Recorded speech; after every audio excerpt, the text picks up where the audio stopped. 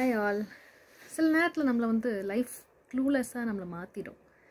ஐயோ இதுக்கு பிறகு நான் என்ன பண்ண போகிறேன், ஐயோ என்னோடய ஃப்யூச்சர் எப்படி இருக்க போகுது, என்னோடய கெரியர் எப்படி இருக்க போகுது, என்னோடய லைஃப் எப்படி இருக்க போகுதுன்னு ஒரு க்ளூலெஸ்ஸாக நீங்கள் போயிட்டுருக்க ஒரு சூழ்நிலை நீங்கள் இருந்தீங்கன்னா, this is the hope God is giving you. கண்டிப்பாக காட் வந்து நடத்துவார். God will lead us. So ஐசையால 41:10 சொல்லல, நீ பயப்படாதப்பா, நான் உன் கூட தான் இருக்கேன் இல்லையா, நான் உன்னோட ரைட் ஹேண்டை பிடிச்சிட்டு நான் அவன் நடத்துகிறேன், ஐ வில் லீட் யூ.